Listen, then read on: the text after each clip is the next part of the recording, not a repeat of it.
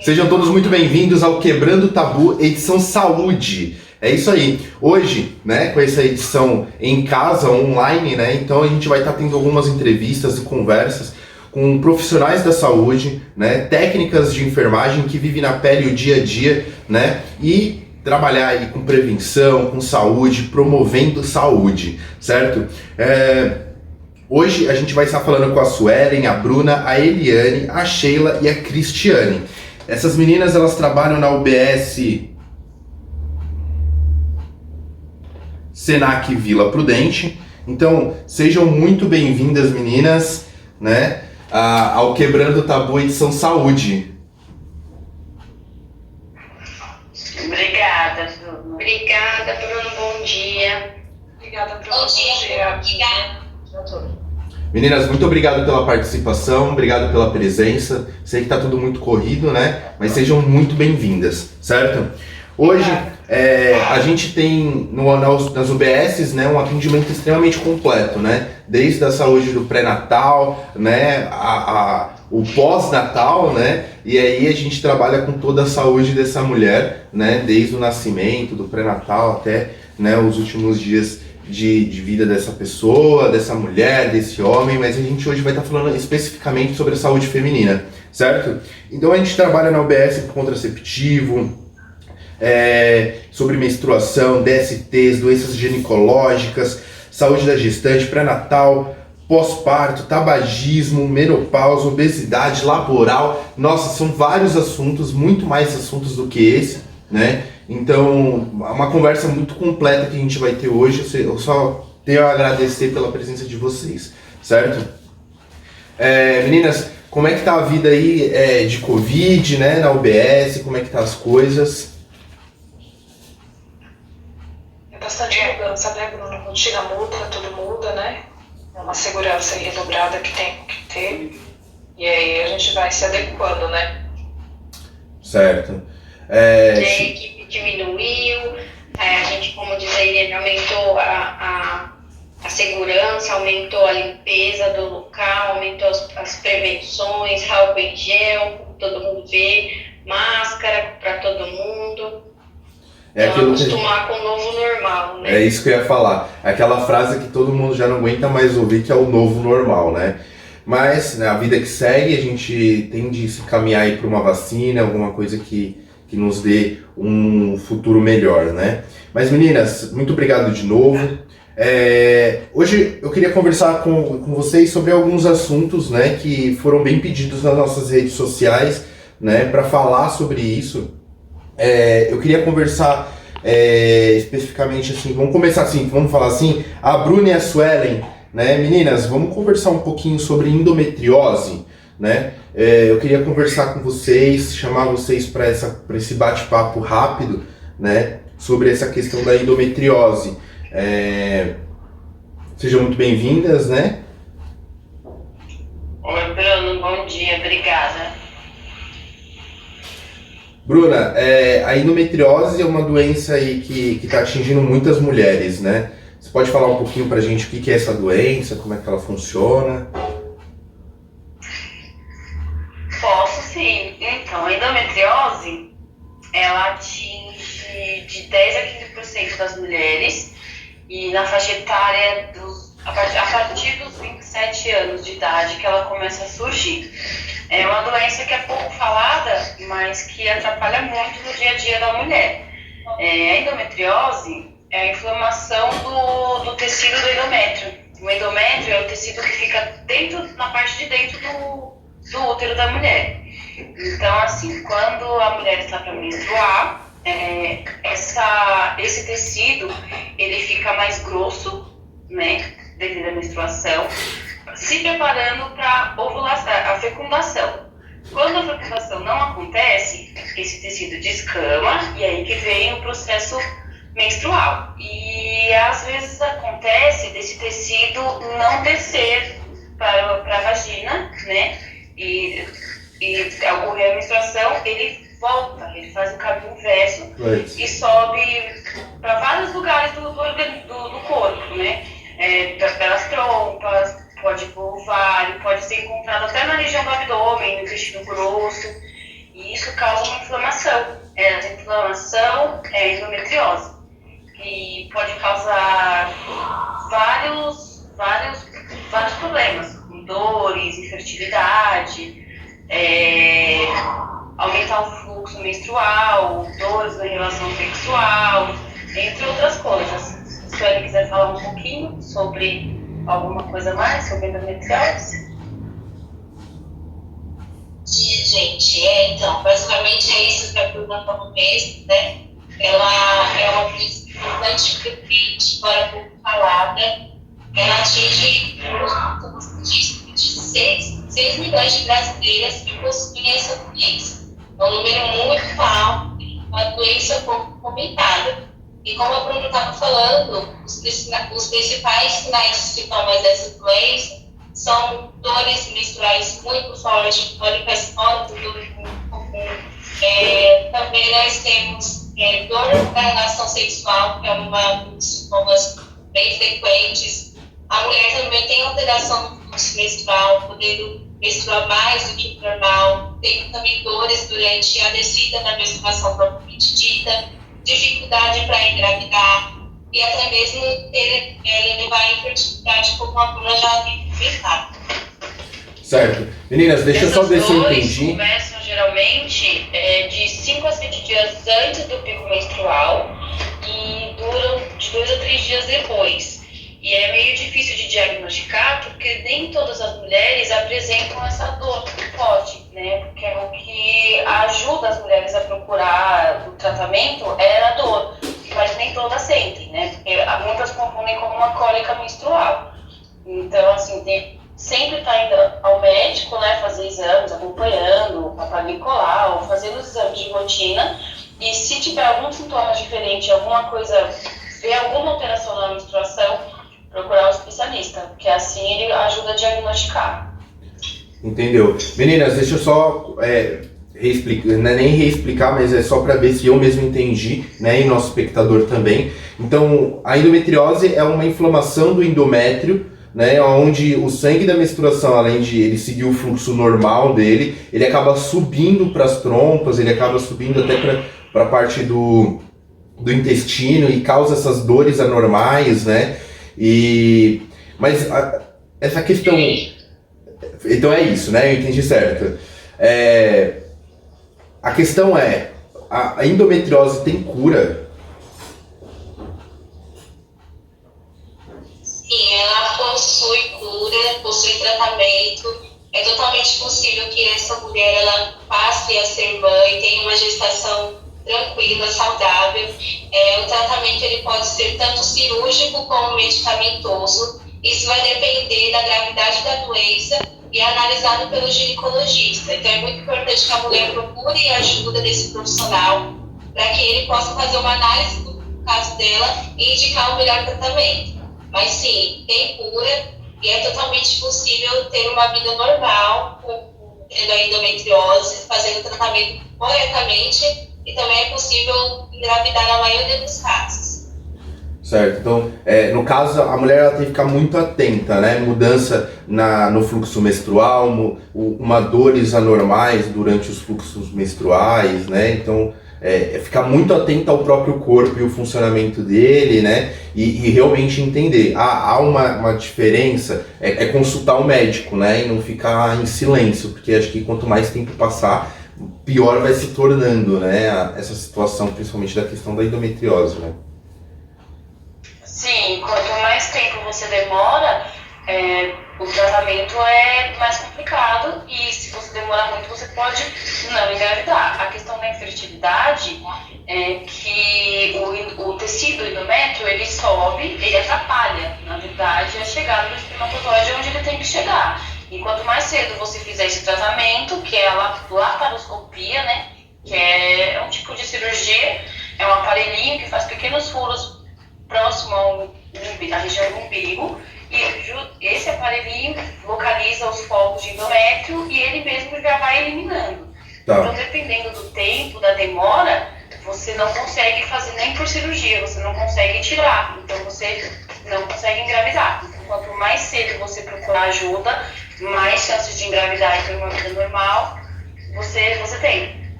Tá. Então a questão da infertilidade é pela questão do tempo que fica com esse sangue esse sangue elevado, né? E não um tratamento eficaz aí dessa questão da endometriose.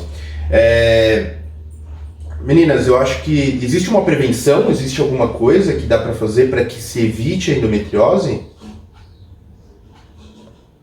Prevenção, propriamente dita, Bruno, não existe. Por quê? Porque ela tem ainda as causas dela, embora a gente saiba que acontece, elas são desconhecidas, entendeu? Elas podem acontecer com qualquer mulher. A média é que a mulher tenha isso a partir dos 30, 40 anos, mas ocorre com mulheres mais jovens também. Então não tem uma explicação específica. Mas existem alguns fatores de risco que você pode estar analisando para poder já fazer um tratamento até mesmo precoce. Como, por exemplo, filhas e irmãs de pessoas que têm endometriose, elas têm uma chance maior de desenvolver a doença. E também abuso de álcool, de cafeína. Isso também tem estudos que trazem para a gente que tem relação com a endometriose. Então, ficar atenta nesses quesitos. Não abusar de café, não abusar de bebida alcoólica. Se tiver caso na família, é bom já fazer o tratamento certinho do ginecologista, mesmo os exames de rotina, para até mesmo estar prevenindo essa questão e, se for identificado, tratar precocemente. Certo. E meninas, o posto de saúde, ele trata disso, né? O posto de saúde, ele vai fazer tanto o PAPA quanto o acompanhamento da endometriose e de problemas ginecológicos, né? Sim, isso tudo é acompanhado no posto de saúde. Você faz a consulta com o seu ginecologista e ele encaminha para fazer os exames mais específicos, né, para identificar e o tratamento correto. É tudo feito no posto. Certo. Se sabe-se que, é lógico que as UBSs, elas são não estão espalhadas aí como realmente a gente precisava que elas estivessem, mas bem provável que, se der uma procurada, você vai encontrar uma UBS mais próxima da sua residência, ou quase isso, para conseguir um tratamento eficaz disso, né? Meninas, muito obrigado. Querem fazer mais alguma observação referente à endometriose?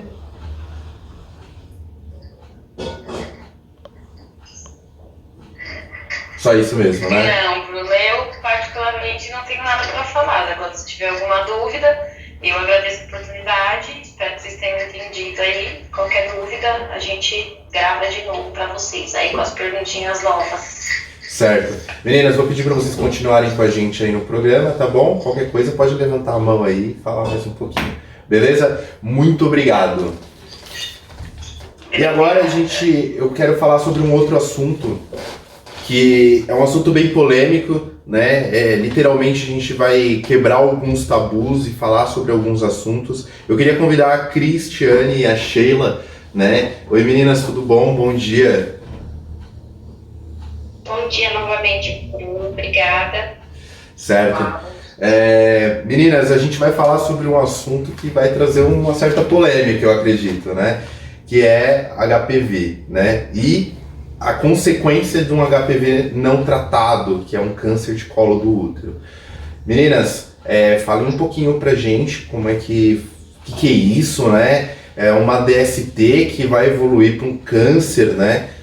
Conversa um pouquinho com a gente, vamos ver se a gente consegue quebrar alguns tabus referente a esse assunto. Ok. Então, nós vamos começar a falar um pouquinho, né, primeiro sobre o HPV, que é o principal causador, né, dessa doença do câncer de colo do útero, tá bom? Então, eu vou falar um pouquinho o que seria o HPV. Né? Então, ele é uma doença que é transmitida através do sexo, que afeta tanto os homens quanto as mulheres. E apesar de nem sempre, né, ter cura, tem a prevenção e o tratamento, tá? Então, o principal sintoma dessa doença é o surgimento de várias verrugas na região íntima, que geralmente se acumula, né, uma perto da outra, formando uma crosta. E é sempre bom, né, estar atento, porque essas verrugas podem surgir nas coxas, podem surgir também nas bocas, nas mãos, e podem ser confundidas no início com pequenos sinais de pele, né? Mas muitas vezes elas são, como elas são muito pequeninas, elas passam despercebidas e aí acaba passando de uma pessoa para outra. Por isso que é importante, né, a gente frisar que tem que ir ao médico uma vez por ano, pelo menos, para estar fazendo o Papa Nicolau nas mulheres, e nos homens existem a penioscopia, tá? Então, se aparecer verrugas nas regiões íntimas, a mulher ela deve urgentemente, né, procurar um ginecologista, e o homem um urologista. Qual que seria o tratamento, né, do HPV? Então, geralmente os médicos eles utilizam os remédios, né, para passar nas verrugas, ou dependendo da situação, como esteja, eles podem usar outras técnicas que seriam preliminares e sinais, como, por exemplo, a cauterização, né, e a crioterapia. Mas se caso assim, as verrugas, né, elas estiverem muito grandes, muitas vezes também é necessário fazer uma pequena cirurgia. E o médico também pode recomendar remédios que fortalecem, né, o sistema imunológico da mulher, tá? Ajudando a combater o vírus, né, mais rápido. E geralmente o tratamento ele dura, né, cerca assim, de 8 meses a 2 anos. E se fizer o tratamento certinho, elas podem também nunca mais voltar. Tá? Então, por que a gente fala qual que é a importância de se tratar? Porque esse vírus, ele causa alterações nas células, né, que acabam provocando câncer, e, né, principalmente o câncer de colo de útero, né, que é esse daí o assunto que nós vamos abordar. Mas também pode acontecer de ter um câncer também na vagina, na vulva, no ânus, no pênis, na garganta e na boca também. Então, o que a gente fala? As pessoas que possuem imunidade assim, mais fraca, né, como as pessoas que têm o HIV, lúpus, diabetes, ou que fazem um tratamento para o câncer, elas têm que ter um cuidado redobrado, né, por conta da imunidade mesmo. Tá? Então, assim, né, do HPV, né? Então, se não tratar o HPV certinho, evolui, né, para um câncer de colo do útero. Então, eu vou falar um pouquinho agora o que seria esse câncer, né, de colo do útero. É uma lesão invasiva intrauterina, né, ocasionada principalmente pelo HPV, como eu acabei de dizer, e pode se manifestar, né, através de verrugas na mucosa da vagina, no pênis, no ânus, né, na garganta, e também pode ser assintomático, tá? É uma doença demorada, né, podendo levar de 10 mais ou menos a 20 anos para ter o seu desenvolvimento. Então, como ela é muito silenciosa, muitas vezes as mulheres, quando vão perceber, já está no estágio muito avançado. Tá? Então, quais seriam os fatores aí que favorecem o aparecimento dessa doença? O sexo desprotegido, né, o íntimo parceiros, de DST, né, como HPV, o tabagismo, a idade precoce também da primeira relação sexual e a multiparidade também, que seriam várias gestações. E segundo o Instituto Nacional de Câncer, né, o câncer de colo do útero, ele é o segundo tumor mais frequente, perdendo apenas para o câncer de mama, tá bom? Então, quais que seriam aí os sintomas, né? Os principais seriam corrimento persistente de coloração amarelada ou rosa, né, com forte odor, sangramento após o ato sexual, dor pélvica, né? E em casos mais graves também, há o surgimento de edemas nos membros inferiores, né, problemas urinários e comprometimento de estruturas extragenitais. Então, agora a Sheila vai falar um pouquinho com vocês, né, sobre os exames, a prevenção aí, né, o que pode estar sendo feito.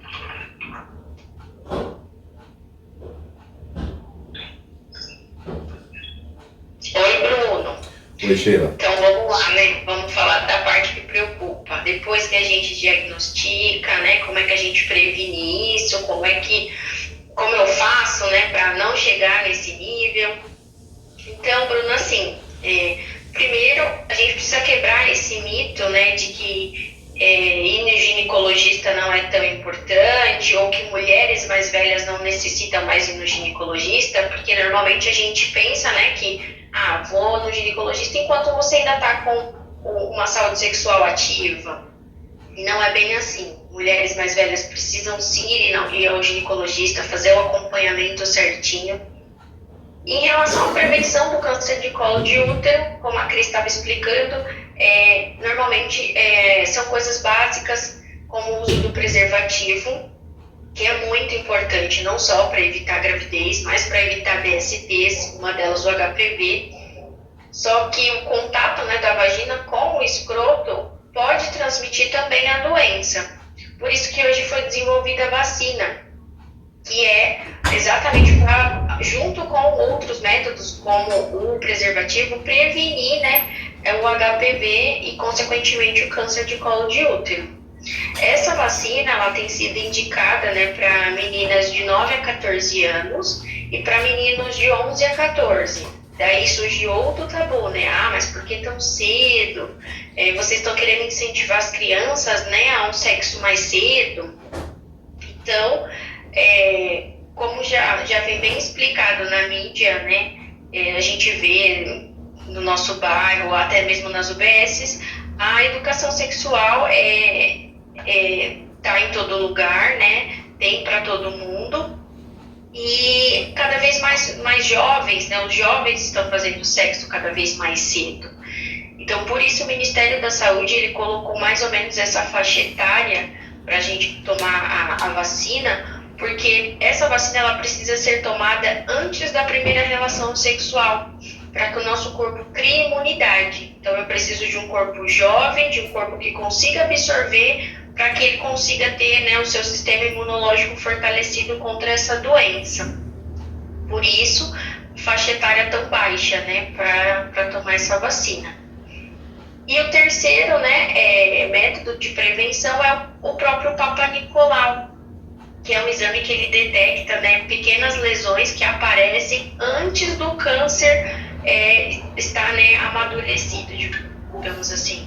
Então, esse exame, além de indicar infecções, bactérias, o principal objetivo dele é encontrar lesões, é encontrar prepulsões que indiquem sinal de câncer, para que a gente consiga, no tratamento, no diagnóstico precoce, um tratamento também precoce. Ô Sheila, e assim, né, tem que entender também que o Papa Nicolau, ele vai identificar essas verrugas que às vezes não estão tão aparentes, né?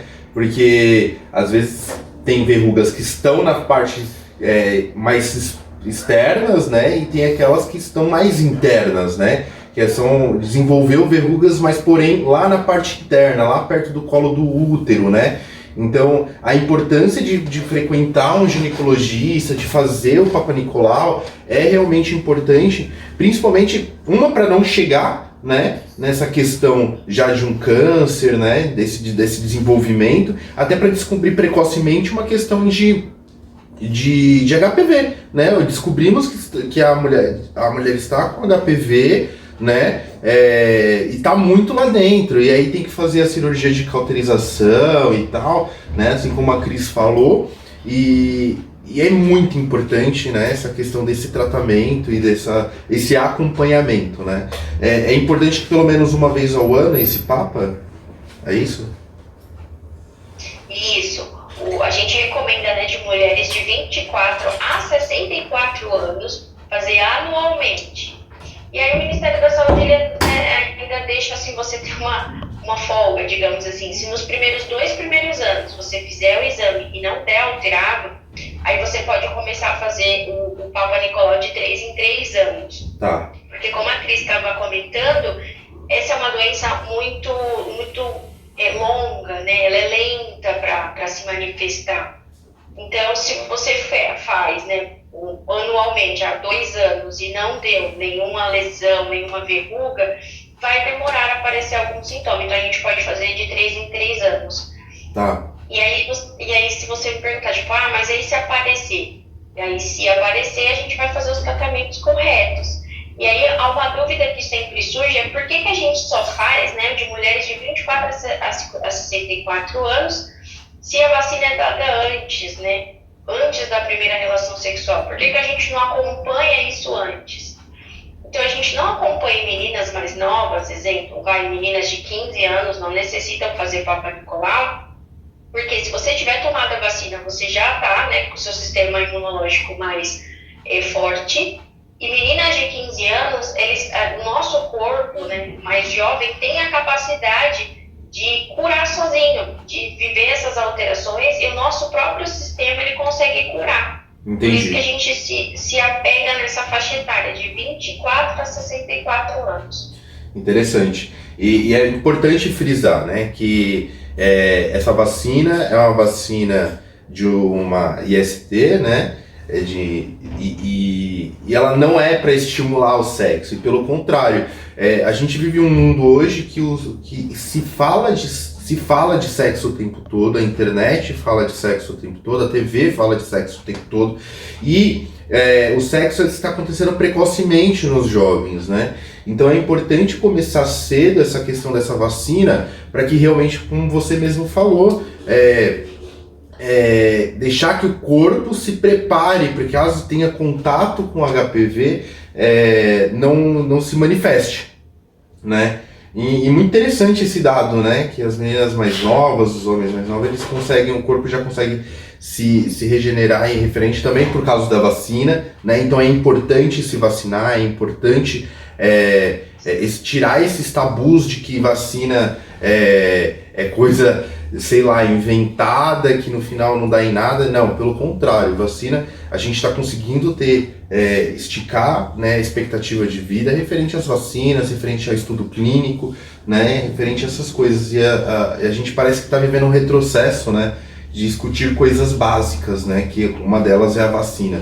Acho que a gente não deveria estar discutindo essas coisas, e sim aumentando a oferta disso, para que literalmente todo o Brasil seja ofertado e seja prevenido referente a isso, né? E aí, como foi dito de novo pela Cris, câncer de colo do útero é o segundo índice de câncer, né, nas mulheres, e olha, perderam para o câncer de mama, né? Que aí o câncer de mama tem um mês que se fala sobre isso, tem todo um alarte, né, um levantar sobre falar sobre câncer de mama, e sobre câncer de colo do útero e HPV a gente não fala tanto, né?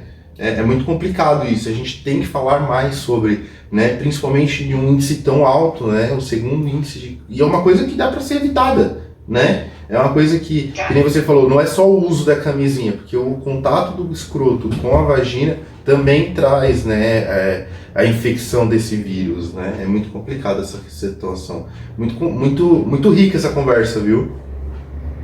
Então, Brunet, como você falou, né? Se em todos os lugares tem informação sobre sexo hoje, para quem quiser procurar, para quem quiser ver, por que não falar sobre o sexo consciente, né? Porque aí pelo menos você fala sobre o sexo, mas também a gente conversa sobre as consequências desse sexo. E aí, voltando para o câncer de colo de útero, é uma doença que apresenta pouquíssimos sintomas, só 5% das mulheres apresentam sintoma.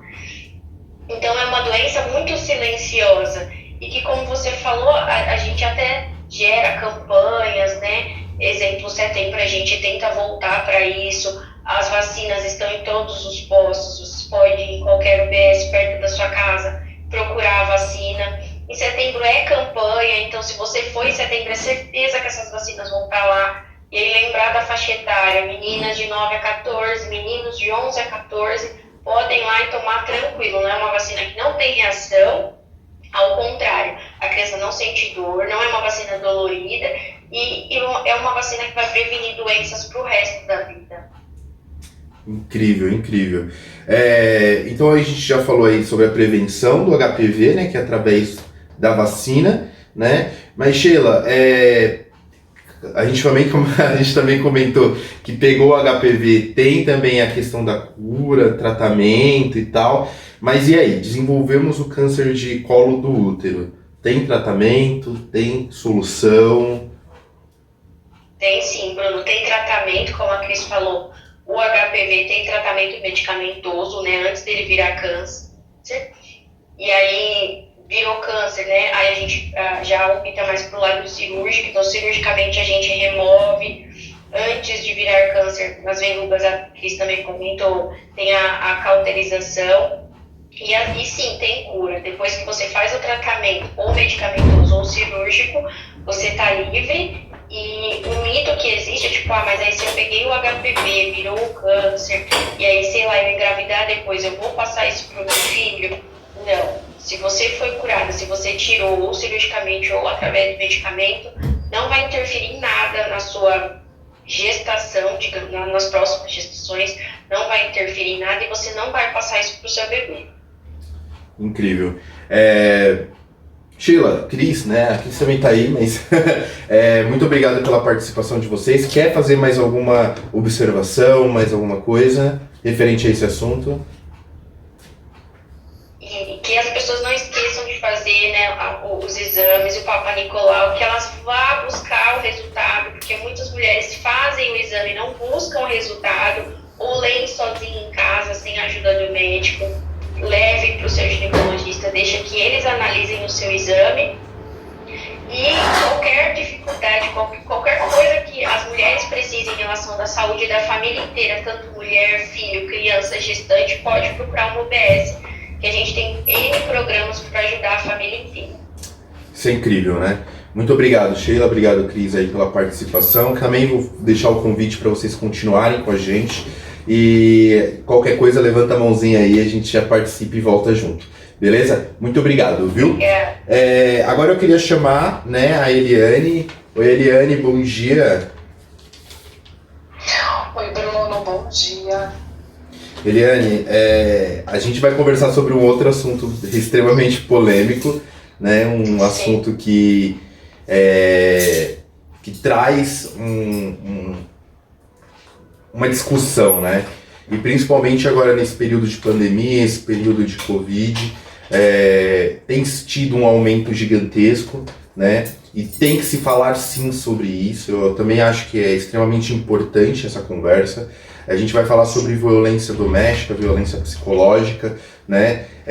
Um assunto que eu vi falar muito na TV, eu vi falar sobre nas revistas, nas redes sociais. As marcas têm se posicionado referente a isso.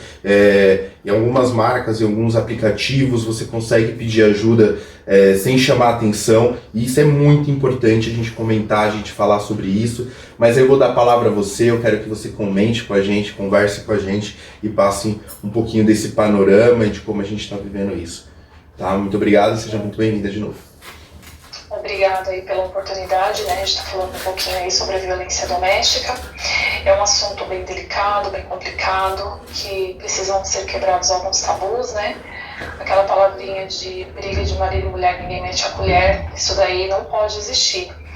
Claro que você não vai bater na porta do vizinho e perguntar por que ele está batendo, né? Na porta, está agredindo a mulher, não é isso que tem que ser falado, não. Mas se você vê um problema como esse, né, uma agressão, e você vê que está evoluindo, por que não pegar o telefone, ligar 180, diz que denúncia, fazer uma denúncia anônima e falar, né? Porque, principalmente agora na pandemia, houve um aumento de 40%, é algo muito grande, sabe? E é muito bacana a gente falar da saúde da mulher com relação ao câncer de mama, útero, né? Mas a mulher, ela tem outro lado também, ela não tem só mama, ela não tem só uma vagina, né? Ela tem toda a estrutura. E uma vez que essa estrutura dela é comprometida, pode evoluir para doenças também. Uma agressão também, ela pode sim evoluir para coisas mais graves, né? E todos os dias, 1.830 mulheres sofrem violência doméstica. E o mapa da violência mostra ainda que a cada 17 minutos uma mulher sofre violência, né? É algo bem grandioso. E a cada 30 minutos uma brasileira sofre violência moral ou psicológica também. Em um único dia, Bruno, 8 casos de violência sexual são descobertos. E toda semana 33 mulheres são assassinadas por seus parceiros ou ex-parceiros. E pasmem você, esse tipo de caso acontecem dentro da própria casa da mulher, né? Então é algo bastante grande, é complicado, sabe? Muitas mulheres se calam por medo ou por vir de famílias, né, que tá certo, tá normal. A minha avó sofreu, a minha mãe sofreu, eu também vou sofrer porque não tem problema. Tem problema sim. Isso é algo que precisa ser tratado porque são duas pessoas doentes dentro de uma casa, né? Um homem que agride uma mulher e mata, ele é uma pessoa doente, e a mulher também que recebe tudo isso, ela também está doente, ela precisa ser tratada, entendeu? E não pode ser assim, vamos nos calar, por porque é algo normal. Não, não é. E a violência, ela tem um ciclo, né? São 3 ciclos. Começa pela lua de mel, que é tudo muito lindo, maravilhoso, né? Tudo bacana. Daqui a pouco a mulher faz algo que o homem acha que está errado, porque o homem ele acha que ele tem 100% de direito. Aí começa o aumento da tensão, que é a segunda parte do ciclo. E o terceiro ciclo é o ato da violência, que pode chegar à morte. É complicado, Bruno. Eu fico muito assustado, né? Principalmente com esse aumento de 40% agora nesse período de pandemia, né? Não é normalizar as coisas, né? Que nem você falou. Eu acho que tratar a violência doméstica, a violência da mulher, é uma coisa que a gente tem que falar sim. E é pedir ajuda, é notificar, né? Então toda vez que acontece um ato violento, acontece uma agressão, né, seja ela psicológica, seja ela física, ir numa delegacia da mulher, né, e fazer um boletim de ocorrência, trata o quê? Não só faça com que os nossos governantes tomam atitudes, né, porque aí isso se torna uma situação pública, uma medida pública de saúde, porque quando a gente não notifica, quando a gente não fala sobre, a gente esconde, mascara os números, finge que nada acontece, e aí os nossos governantes acabam não tomando atitudes devidas referente a esse assunto. E isso me chama muita atenção por uma questão de que, no período de pandemia houve um aumento de 40%. Né? A gente viu no decorrer dos últimos anos, né, acho que em 2015, teve a lei do feminicídio, onde torna hediondo, né, Exatamente. Onde torna hediondo o crime de assassinato de uma mulher por uma questão de simplesmente ela ser mulher, né? Então, sim. E aí gerou toda uma polêmica em cima desse assunto, né? Porque como assim vai vai tornar um crime, né, de assassinato, mas homens morrem mais? Não é isso, né? Mulheres morrem simplesmente por serem mulheres, né? E por serem mais frágeis, né? E literalmente muitas aspas nisso, porque o homem ele acha que ele é dono, né? O homem acha que ele realmente precisa, né, mandar, desmandar e tal, e a gente precisa tomar uma atitude referente a isso. Então toda mulher que consegue romper o silêncio, eu acho que o primeiro passo é romper o silêncio, é falar para um parente, é falar para uma amiga, é transformar essa violência num algo audível, porque as pessoas precisam ouvir isso, porque na frente de todo mundo, Eliane, acho que você também vai poder me falar com mais propriedade, mas o abusador, né, esse homem que acaba praticando esse ato, na hora que ele está em público ele fica quietinho, ele é um anjo, né? Quando ele está em... Por isso que ninguém desconfia. Exatamente. Ele é o mais legal, ele é o mais divertido, né? Ele só é uma pessoa um pouco mais ciumenta, né? E aí quando a pessoa vai pra casa, realmente você vê que o cara, ele foge dos controles e ele silencia, né? O abusador, ele vai sempre tratar a mulher e vai excluir ela das amizades, excluir ela da rede da família, né? Pra quê? Pra que ele continue com o controle. Continua pra gente aí toda essa questão de abuso psicológico, né? Porque aí a gente já tá falando de um relacionamento abusivo e tal. Acho que você tem mais local de fala pra poder fazer isso, né? Então, Bruno, o que acontece? Muitas das vezes, só até passa desapercebido, né? Porque o cara é todo bacaninha, é trabalhador, é gente fina, ajuda todo mundo, ajuda a vizinhança, ajuda o familiar, né? Só que entre 4 paredes, cada um sabe aquilo que vive. E muitas das vezes, até nós, mães, amigas, primas, tal, estamos passando por um problema, ou a pessoa, a nossa amiga do lado, a nossa prima, a nossa vizinha está passando pelo problema e a gente não consegue identificar por conta disso, né? Porque é tudo tão bonito, um casamento tão bacana, né? Ou um namoro, porque também não é só um casamento, não. O namoro também já começa a dar sinais também de problemas, né? Dentro de casa, um pai com uma filha também, violência. Você entendeu? Então, o que acontece?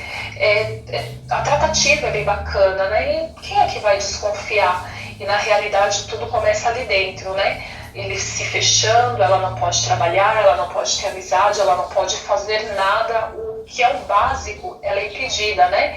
E dentro daquele cubículo dela, onde se fecham, ela começa a sofrer o quê? As agressões psicológicas, né? O homem agredindo, falando, você não é nada, você não vai ser ninguém, se eu não te trouxer o alimento, se eu não manter, né, você e seus filhos, vocês vão morrer.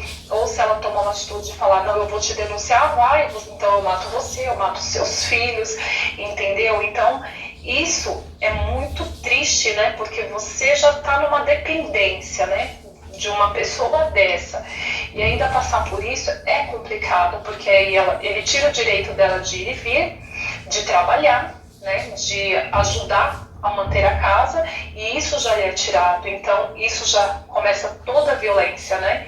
Então é bem complicado. E o fato das ameaças também é algo muito complicado, é onde o que a mulher, ela omite tudo, ela fala, mas vai matar meus filhos, vai me matar, aí se ele me mata, quem é que vai cuidar dos meus filhos? Então eu prefiro viver uma vida dessa do que ele, né, futuramente fazer isso, ou com a minha família, vai matar os meus pais, os meus irmãos. Então, esse tabu, ele precisa ser quebrado, né, que a partir do momento que uma mulher dessa chega num local e pede ajuda, tem ajuda, é que muitas das vezes essa ajuda ela não é falada, ela não é anunciada, né, então precisa ser divulgado, Bruno, precisa ser divulgado bastante. Eu queria complementar com algumas coisas. Existe a questão também, né, de que a gente vê a gente vê de fora, né? A vizinha apanha do marido, né? Ela não sai dessa vida porque ela não quer, né? E aí falta essa empatia, né? De eu literalmente chegar lá e falar assim, você precisa de ajuda, né? Porque a gente normalmente acaba julgando a vida do outro como se, ela não sai dessa vida porque ela não quer. Ela não sai dessa história porque ela não quer. E não é isso, né? A gente tem que entender que existe a violência psicológica, como você mesmo levantou, sim. E essa mulher, ela se sente incapaz. Ela se sente incapaz de conseguir viver sem aquela pessoa, né? Ela é confundida, o amor dela é confuso, né? Porque ela acha que é amor e na verdade é dependência. E é muito complicado, né? E a UBS, ela tem um serviço que dá apoio para as mulheres que sofrem violência doméstica, né? Você consegue falar para a gente um pouquinho? Tem sim, Bruno, e isso precisa ser divulgado a partir do momento que essa mulher ela entra numa UBS, né? Ela é totalmente acolhida e lá tem um grupo, sim, né, de psicólogos, médicos. A partir do momento que ela entrou, que verificou-se a violência, ela já é acolhida, eles já levam para fazer um boletim de ocorrência, né? E tudo dentro da vontade dela também, porque eles não podem ultrapassar os limites da vontade da mulher, né? Tudo é respeitado.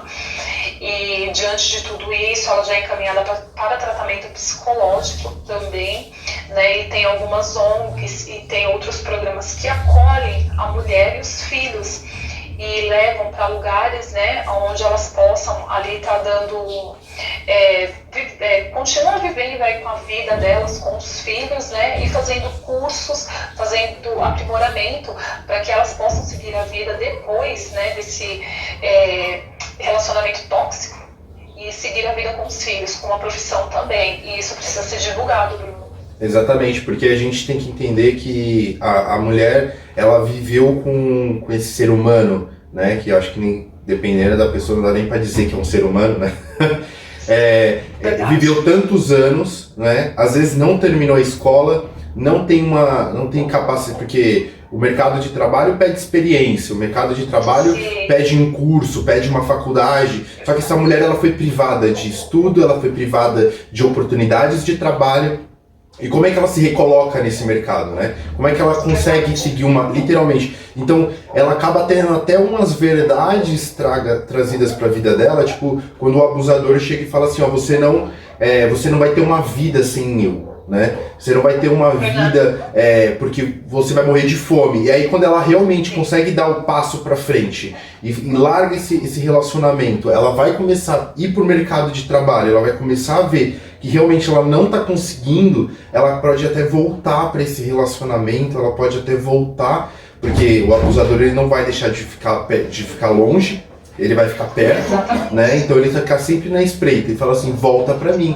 E eu vou ser diferente, ele vai mentir, ele vai, né? E aí ela viu que não tem uma vida lá fora, ela volta pra esse relacionamento abusivo e aí começa de novo os julgamentos. E aí ela fica com vergonha e ela se fecha ainda mais, porque ela fala assim, e aí ela começa a sofrer violência de novo, e aí como é que ela vai conseguir de novo sair desse relacionamento?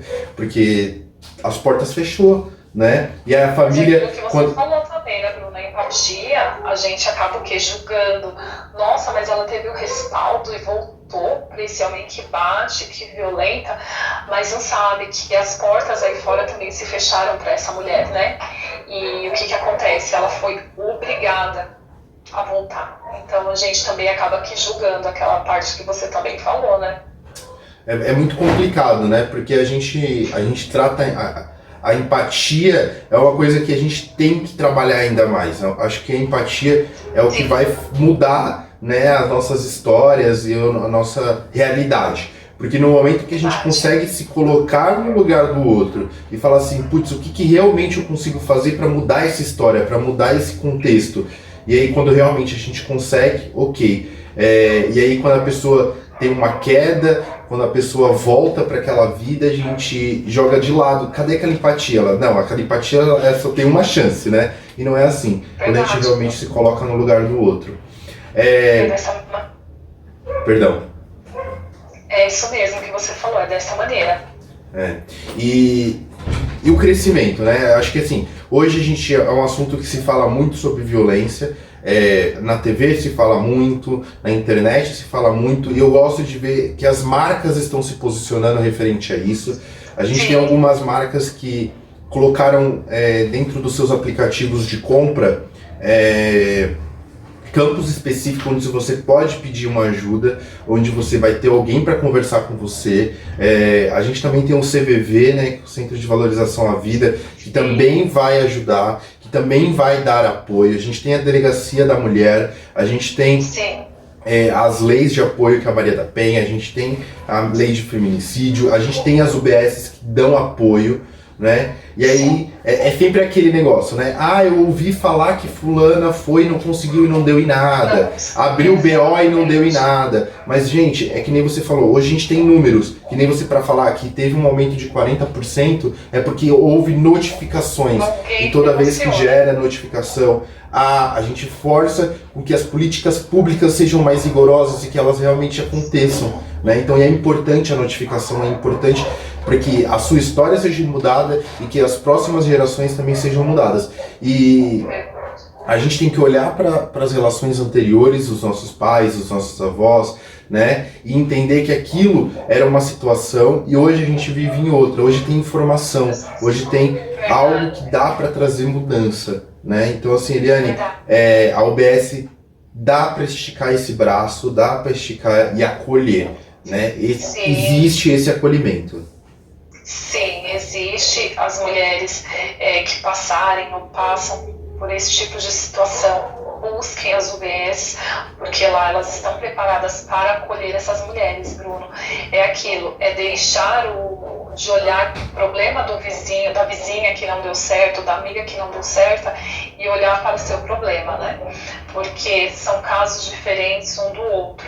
Então, tem que buscar, tem que correr atrás, porque as UBS, sim, elas têm um olhar diferenciado para essas mulheres e acolhem sim, Bruno. Eliane, muito obrigado. Meninas, vocês estão aí, querem falar em mais alguma coisa referente a esse assunto, uma experiência própria, um sentimento referente a isso? Eu acho que é um assunto que engloba toda a comunidade das mulheres, né? É um negócio que realmente mexe muito com a gente. Eu falo pelo lado de ser homem, né? E mesmo assim eu vejo o quanto é chocante, o quanto é pesado esse assunto, né? Que é uma realidade, né? Então vocês que têm mais, lógico, tem muito mais lugar de fala, né? Podem querer compartilhar alguma coisa, passar alguma coisa pra gente. Olha, Bruno, eu tenho sim uma coisa pra falar. Aconteceu comigo. Agressão física, né? Eu sofri agressão física e foi uma coisa, eu nunca imaginei passar por isso e foi muito triste, eu me senti muito mal. É uma coisa que a gente é tão boba que a gente se sente culpada e a culpa não é nossa. Então, assim, eu fiquei envergonhada, eu me senti muito envergonhada, eu me sentia um lixo de mulher. E quem, na verdade, deveria se sentir assim era ele por ter me agredido, né? Então, muitas vezes, vocês em questão falaram de pessoas, assim, casadas, mulheres que têm filhos, eu só namorava, né? Eu só namorava, graças a Deus eu não era dependente dele, nunca fui. Então, eu fui, mesmo assim, me senti péssima, me senti culpada, fiquei com vergonha de falar, guardei muito tempo pra mim. E depois falei pra minha mãe, que é a pessoa mais próxima, porque eu não tive nem coragem de falar pra ninguém, de tanta vergonha que eu senti. E até pensei, não, vou terminar e não vou fazer um BO, vou deixar pra lá.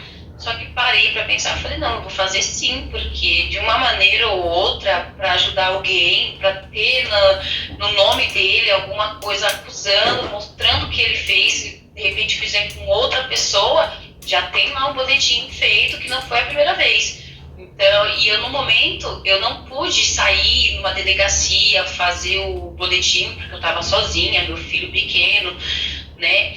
Mas eu liguei, porque tem um número que a gente liga, né? E faz o boletim de ocorrência pelo telefone. A gente informa os dados, informa o local onde aconteceu, e a gente tem toda uma assistência pelo telefone.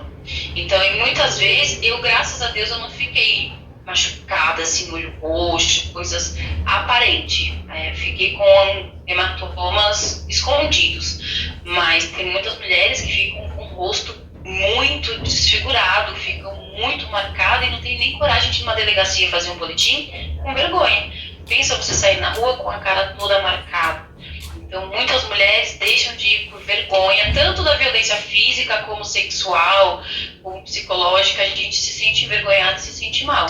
E não deveria ser assim. A gente não tem que ter vergonha e não tem que se calar. Tem que ir atrás dos nossos direitos, sim. Tem que denunciar, sim. Tem que correr atrás de melhorar e, se puder, procurar a nossa melhora e não aceitar isso, não. Porque nós, mulheres, somos capazes, sim, de tudo que a gente quer. E a gente não precisa do homem. A situação é difícil, sim. Tem muitos julgamentos, mas a gente sempre procurar sair dessa relação, porque pode acontecer o pior. Graças a Deus eu consegui sair e poderia não ter saído. Ele poderia ter me batido uma vez só e ter me matado ali mesmo. Graças a Deus não aconteceu. Então é uma situação muito difícil. Não deixe de procurar os direitos de vocês, não deixe de fazer boletim de ocorrência, não se sintam mal nem envergonhados. E quem tem que se sentir mal e envergonhado é o agressor, não é a gente, não.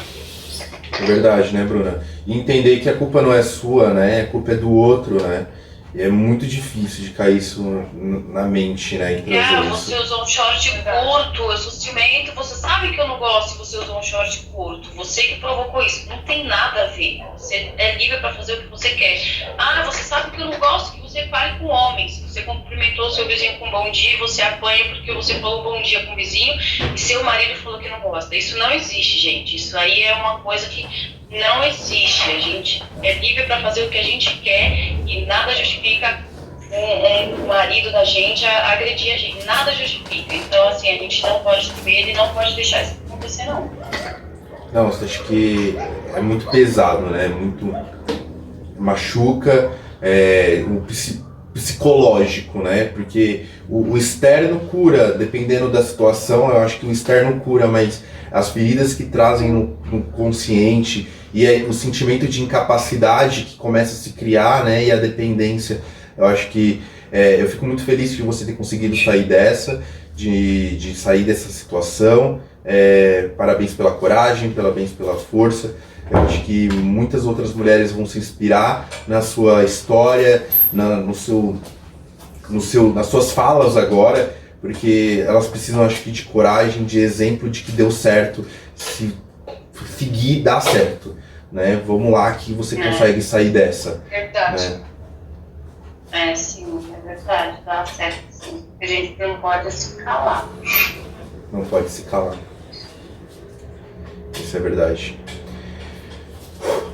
Meninas, querem falar mais alguma coisa? Acho que foi bem emocionante agora esse pedaço, esse trecho. A gente vai colocar depois os números de apoio, os números de sites, né? E não deixe de procurar ajuda, uma UBS mais próxima de você. Tem centros especializados, né, de acolhimento, de tratamento, de colhida mesmo, né? Então, mas mesmo assim, eu acho que eu só tenho a agradecer, porque eu acho que foi um momento de muito aprendizado, de muita discussão, de vários tabus quebrados, né? Então, mostraram, é muito interessante, né? Não deixar, fazer com que mulheres falem de mulheres, né? Então, foi uma manhã muito interessante. Eu tenho certeza que eu aprendi muito, eu tenho certeza que o nosso telespectador também, nossos internautas, né, aprenderam muito também. E eu só tenho que agradecer, né? Muito obrigado aí pela coragem, pelo conhecimento, né? E de mostrar o quanto vocês são mulheres fortes e que entendem do assunto e representem, né? Ainda mais, né? Muito obrigado mesmo. Que agradeço. Muito bacana a oportunidade de poder falar aí, muito bacana mesmo, né? Esse espaço aí que se abriu para nós, falar da saúde da mulher, uma vez que nós somos mulheres guerreiras, né? E passamos por problemas e lutas, mas estamos aí na luta, juntas, unidas, no propósito de orientar outras mulheres, né? Porque o bacana é isso. É isso aí. Meninas, muito obrigado. E muito obrigado a vocês que ficaram com a gente até aqui, né? O Quebrando o Tabu edição Saúde foi uma manhã incrível, cheia de conhecimento, cheio de troca de experiências. Eu tenho certeza que vocês gostaram, eu tenho certeza que essa manhã foi cheia de informação. Então, se tiver mais alguma dúvida, se tiver, né, procure uma UBS mais próxima da sua casa. Se você estiver sofrendo qualquer tipo de agressão, seja psicológica, seja física, também procure ajuda, não se cale, é o momento de a gente falar e abrir a boca e não ficar calado, né? Muito obrigado e até a próxima. Quebrando o Tabu Saúde.